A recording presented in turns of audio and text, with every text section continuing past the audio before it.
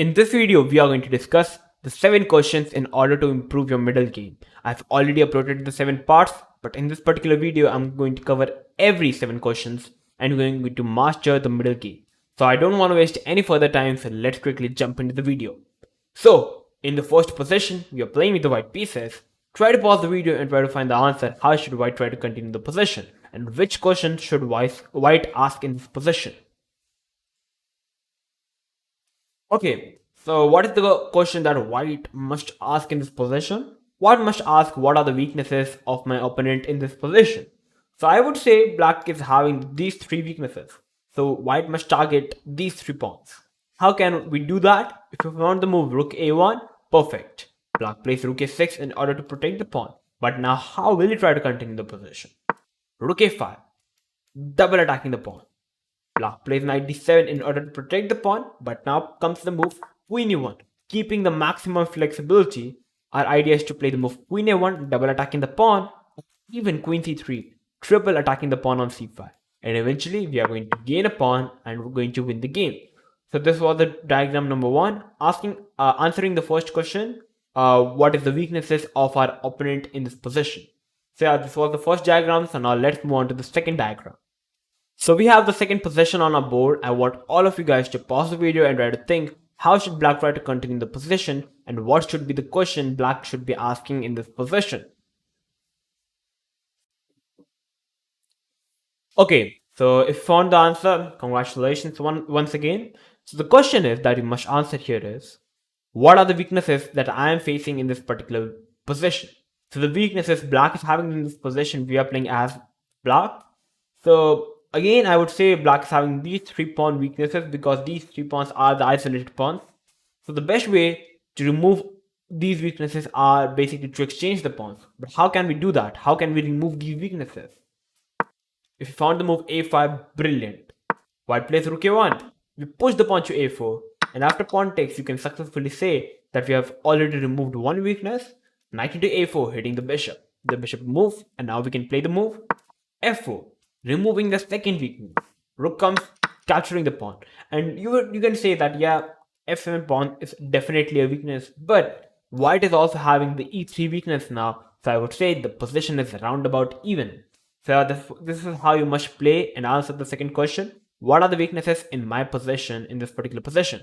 And you can get the answer by thinking that particular question and just try to remove the weakness and you are going to have a good position. So this was the second diagram. So now let's move on to the third diagram. So we have the third diagram on our board. We are playing with the white pieces and I want all of you guys to pause the video and try to think what question should white ask and how should we try to continue in this position. Okay, so if you found the move, kudos to you. It is a very interesting position, and if you found the move, you are already better than yesterday. So basically, how should you continue this position? The question you must ask in this position is, which side of the board am I stronger? So basically you can simply count it as you are having 3 pawns on the king side, you are having 2 pawns on the center, and black is having 3 pawns on the queen side against 2 and 1 pawn in the center. So basically black would like to play on the queen side, whereas you can say that we are having more space in the center or the king side. So it's a good idea to play on the king side because that is the side we are stronger on. So we want to push the f2 pawn. So if you found the move knight h2, kudos. So our idea is to simply push the pawn. So if black tries to play on the king on the side black is stronger, simply f4. f5, knight goes back, knight g4, idea is f6, followed by queen h6, mating threat. So this is how you can continue the position. Just ask the question, which side of the board am I stronger? You're going to get an answer and you're going to simply play the correct way of chess and you're going to win the game. So this is how you must answer the third question. So yeah, this was the third position. So now let's move on to the fourth diagram. Coming on to the fourth diagram, we have this position on our board. We are playing with the white pieces and I want all of you guys to pause the video and try to think, how should I try to continue this position and what are the questions that white must ask?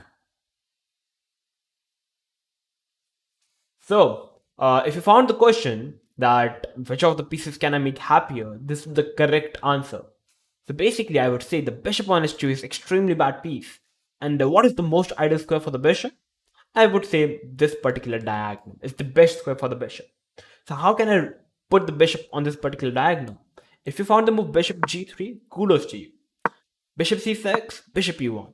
The idea is to play the move now bishop c3 followed by, yeah, it's a good position. If you found this maneuvering idea, it's just brilliant. Bishop e1, b6, bishop c3, simply attacking the queen moves, and after bishop e2, simply queen c3, dominating on the dark squares, and you are already having a good position. So this is how you must continue this position. So this was the fourth diagram. Just ask the question, which of the pieces can I make happy? The bishop was extremely bad, so I simply made the bishop happy. So yeah, this is how exactly you must play this particular position. So now let's move on to the fifth question and the fifth diagram.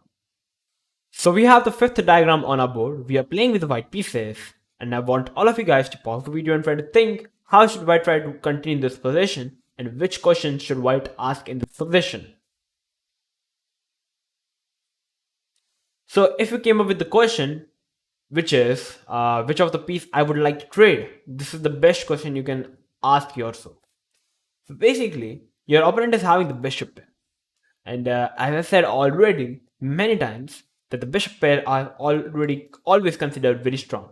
But as it's a close position, you can already sense that the knight is stronger. But if I be able to trade one pair of the bishops, I would be very happy, because then the knight would simply dominate the light square bishop because it's a close position. But how can we really exchange the bishop? What is the idea? So if you found the move knight to a2, brilliant. The idea is to play the move bishop b4, simply trading off the material. And black can't really stop it. After rook c8, white is still going to play the move bishop b4, forcing the bishop trade. And after bishop trade, white is pretty happy. White's idea is to play the move queen d2, rook c1, and then simply play knight d3, putting the knight to c5 or even e5. White is already practically winning, black is already practically lost, because the knight is simply dominating the bishop. So this is how you must continue the fifth question, by asking the question, which piece would I like to trade? Just get the answer and try to get a better position, the position you want, and you are always going to have a good position. So this is how you must play and ask the fifth question, which piece do I want to trade? So now let's move on to the sixth diagram and the sixth question. So we have the sixth position on our board, and I want all of you guys to again pause the video and try to think, how should black try to continue this position, and which question should black try to ask in this position? Okay, so if you ask the question, which is, what is the idea or the plan of my opponent? So this is the best question you can answer. So basically, if we are playing in this position with the black pieces, and if it would have been white to move, white would love to play the move c4. For example, if h6, then c4. White would love to open up the bishop, and after we move the knight, white would love to put the bishop on this particular diagonal, which is extremely strong. So that is the exactly thing we do not want to happen. So how can we really stop this idea? Just ask this particular question, and you are going to get the answer. Can I push the pawn to c4? Simply limiting the bishop, and the game is already better for black.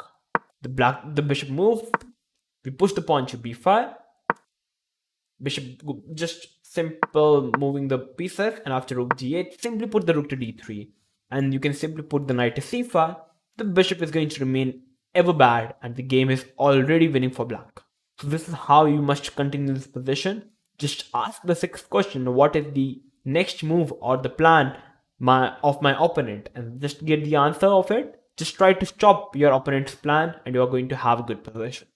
So just answer this question and you're going to have a good position. So this was the sixth position and the sixth question. So now let's move on to the final question of the day, the seventh question. So coming on to this last question of the day, the seventh question, and we have the seventh position on our board. I want again all of you guys to pause the video and try to think, how should white try to continue in this position? Okay, many of the players would be thinking that, yes, this position is extremely equalish. We're not having anything, it's completely dry, so how can we really continue the position? Even it's a bishop, opposite color bishop, so it should be a draw. Yes guys, it's already a draw. Even Engine agrees it, but the best way, but a good thing here is, humans are not Engine. So we must put the most practical effort and just put the maximum pressure on our opponent and let them crack. So, yeah. So if you found the move, the first of all, the seventh question is, how can I advance? This is the question. Basically, you're having everything perfect. You must answer the seventh question, how can I advance? And you can basically advance by pushing up the pawns. This is the main thing you must remember. So, what is the idea that black wants to achieve? Black would like to play the move king e7 and play the move rook d8. Try to trade as many of the rooks and try to have a equalish position and get a draw. So if you found the move a4, extremely strong, because for example after a4, black can't really play the move rook d8 because we can simply trade the rook and capture the pawn. So after a4, our opponent must be thinking that our idea is already to play the move a5, a6, which is extremely strong. So after a4, if black plays something like b6, we can already play the move a5. If black captures the pawn, rook into a5, and you can already sense black is having two weaknesses and now white is winning. If black pushes up the pawn, a6, and now the a7 pawn is forever going to remain weak, we can put the bishop to c5, and the position is already better for black, for white. This is what happens if black goes for playing b6. If black plays a6, we are going to play bishop to b6, covering the d8 square. And now it's already good. We want to play the move a5, rook a4, rook b4, putting pressure on the b7 pawn. And you can already say, practically speaking, it's already good for white. So yeah, and if black doesn't do anything like h6, a5, a5, we can even play the move start rook a4. Idea is rook b4, putting maximum pressure. And this is how you can put the maximum pressure on your opponent. It's the best way you can advance. Because at the end of the day, humans are not engines. If we try to put the maximum pressure on our opponent, they are definitely going to crack for sure. So this is the best way to approach any equalish position. The best way to advance is to push the pawns like the a pawn or the h pawn. It is the best way. So yeah, it's not always the case, but yeah, it is the best way to advance. So yeah, that's all for today. We have answered successfully all the seven questions to improve your middle game. And after watching this video, I'm pretty sure that you have improved your middle game by 100%.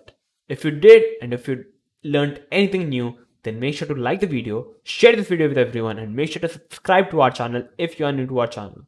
I'm going to come up with these exciting videos like this. So till then, stay tuned and keep watching Oneshot Chess.